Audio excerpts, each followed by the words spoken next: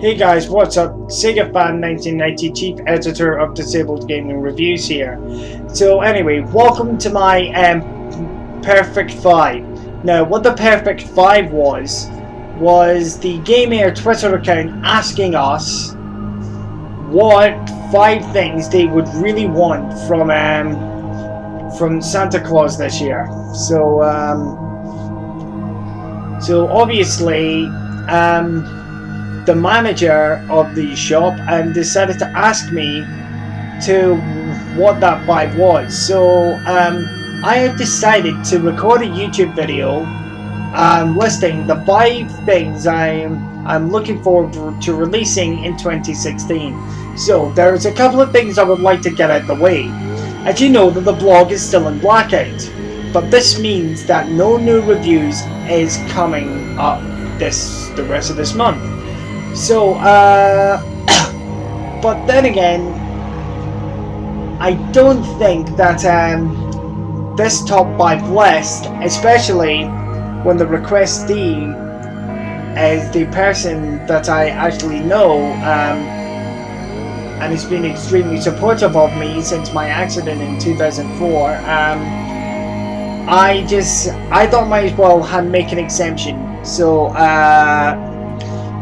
So another thing out the way, obviously you may have known by now if you've been watching my previous videos, I actually have a slight speech impediment, so if I do stutter, bear with me.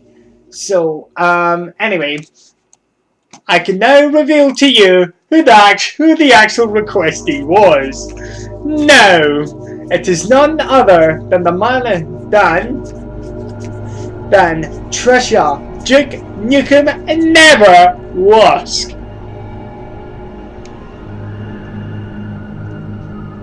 I ought to break a broom handle off in your ass. Hail to the king, baby. Alright, Duke, calm down. Right, so anyway, so without further delay, let's go into the list. Killer Keemstar from Drama Like Cliche. Right, so anyway, so and in number 5 we have got FIFA 17. Whoa, Freezer! Put the burning torch and the burning or sharpened pitchfork down. Hear me out on this, alright? Just hear me out. Hear me out, god damn it! Right, so anyway, the reason why I picked FIFA 17 was that I actually still play FIFA.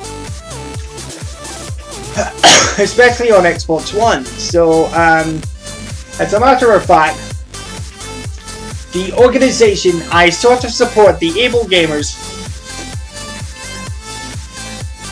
chose a FIFA game as their most accessible game for I think it was 2006 or something like that. Right. So anyway, so if you have no one to play with and fancy a game of FIFA, my gamer tag will be displayed on both the bottom of this blog post, this off the record summary for the benefit of hearing for the hearing impaired, and of course it will be written in the on the video itself as an annotation. Right, so anyway, so the reason why I chose FIFA 17 is that one of the biggest criticisms year on year was, apart from of course the price ranges to Ultimate Team, as Fraser would put it. So anyway, so you know, every single match you're doing the and you know it does get boring pretty quickly. But then again, there is still this year's entries a lot to get excited about. So first things first, they're implementing a story mode which follows the sort of made-up career by a person called Alex Hunter. And I mean, I've got to admit it, Ultimate Team is alright. I mean, I am guilty of that crime. So I actually played FIFA 16 Ultimate Team. So once again, if you're fancying a match on FIFA, the our gamer tag will be on the bottom of this blog post and will be displayed as an annotation on this video. Right, so anyway, so and it's a lot different this year than last year, because it's actually built on the Frostbite engine instead of EA Ignite. Now, the Frostbite engine is the engine that's built numerous games from EA. Rory McIlroy's PGA Tour, Battlefield 3, Battlefield 4, Battlefield Hardline, Star Wars Battlefront. You know, all of this has been built using Frostbite engine. So I really am going to be interested to see what they do with the FIFA franchise. So anyway, let's move on to the next let's move on to the next entry, shall we? You know what? I don't know who that entry is. I don't know who that entry is. Oh, I know. Who can help me out with that? John C.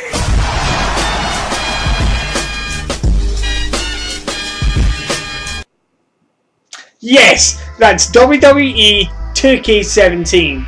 Now, since WWE 2K14 went on Games with Gold last earlier on this year, that really got me into the WWE franchise on console. I mean, I have tried to play the PC version, but then again, my toaster would have hardly been able to run it. So I really am looking for, although that I don't follow the WWE franchises religiously as N7 Retro. Yes, Kenzie, N7 Retro.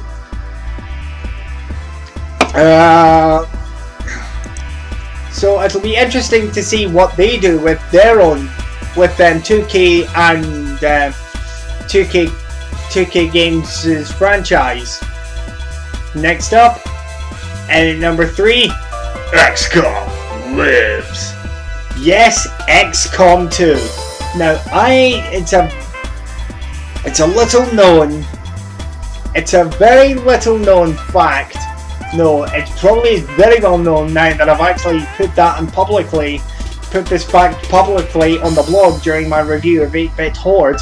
I am a massive fan of strategy games. I mean, XCOM Enemy Unknown and XCOM The Enemy Within was no different. I mean, I used to play that. I actually played that a lot over the summer.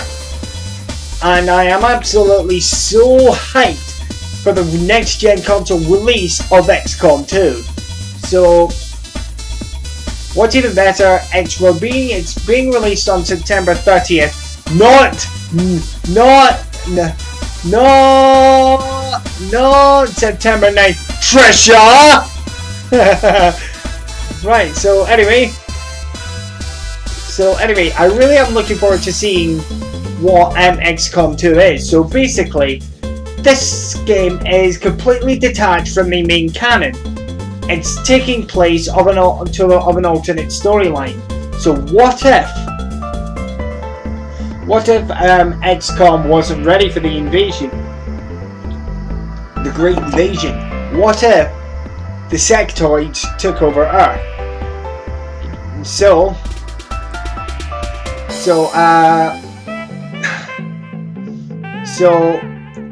a coalition between the aliens and the humans, known as the Advent Coalition, takes over Earth. Then XCOM, the organization of XCOM, an organization called XCOM has to resort to guerrilla tactics. So I really am looking forward to getting my grubby hands on XCOM 2. Oh, by the way, guys, I have pre-ordered it digitally, and of course a review will be coming up probably on the 1st of October. Right, so let's move on. Let's move on to my numéro 2. Yes, you probably saw this from a mile. Due to number 3, Number 2, Civilization 6. Now, it's a little known fact that the first game that I actually purchased on Steam was Civilization 3 Complete Edition.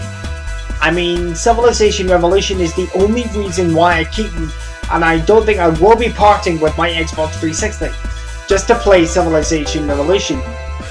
So I really am looking forward to see what they do with the franchise. But although Firaxis has yet to release their system requirements, but I'm sure that my PC will be able to run it, so I will let you know what I'm going to be doing with Civilization 6. But regardless, I really am looking forward to seeing what they do with the franchise. And now, well, before we go into the number 1, let's go over some dishonorable mentions. So, these dishonorable mentions is the game that I will not be. You will not see me stopping off by your shop and buying them and buying Trisha. So anyway, so let's get through to these dishonorable mentions, shall we? First up, yes, Kenzie N7 Retro, you probably saw that coming from a mile off. Call of Duty Infinite Warfare. Ooh. Oh boy.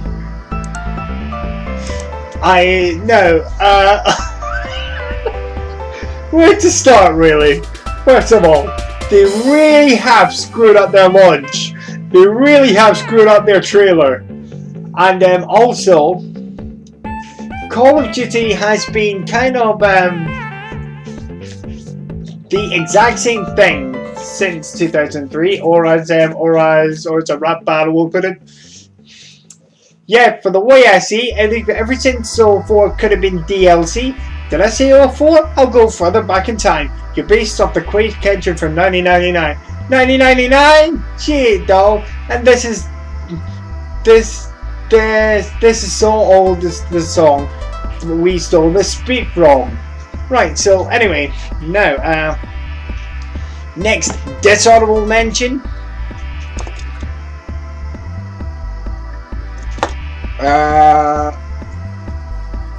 Let me think here. Let me think.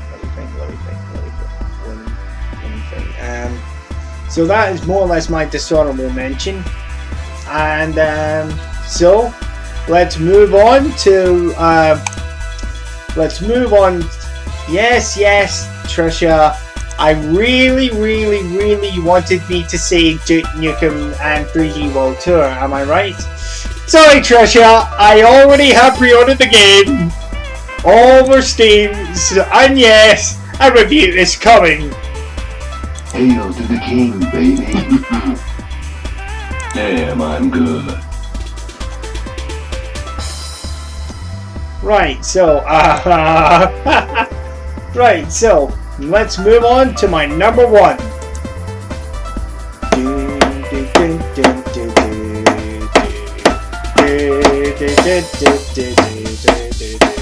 You gotta fight 'em all.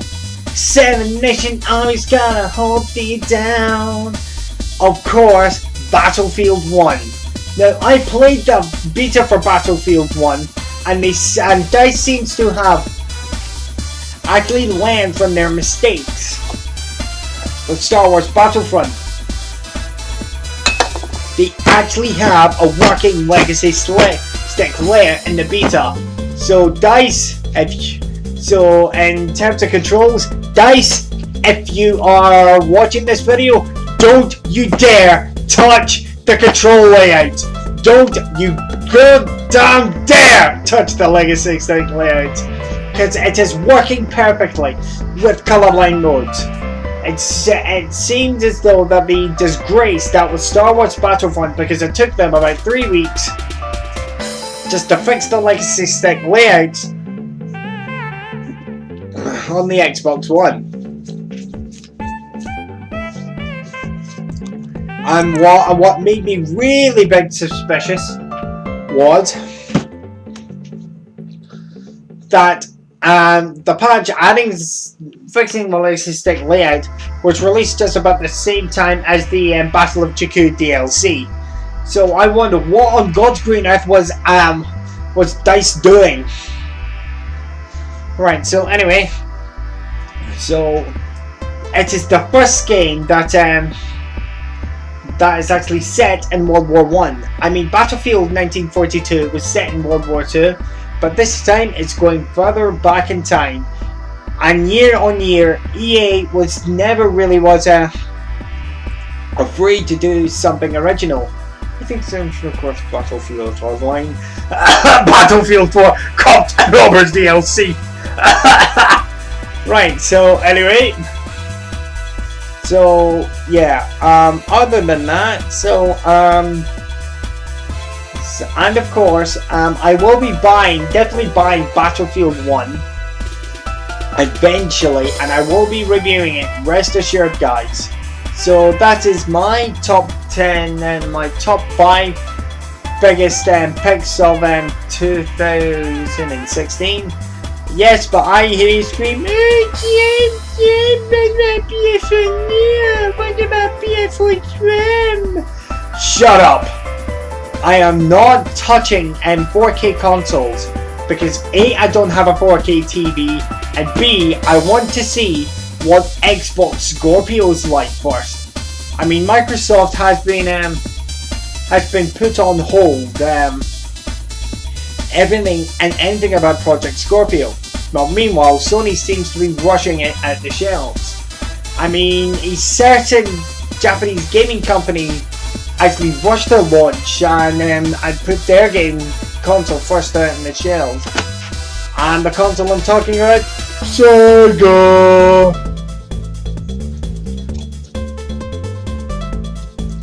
Because Sega released their console early, Sony was been able to adapt to the changes and been able to which led to the dominance of the PS2 at that time, which sadly enough put Sega out the console race. So rest in peace, R&D 32 or Sega's hardware division. Right, so anyway, until then, Sega Fan 1990, Chief Editor of Disabled Game Reviews, signing out, and I will probably see you in October.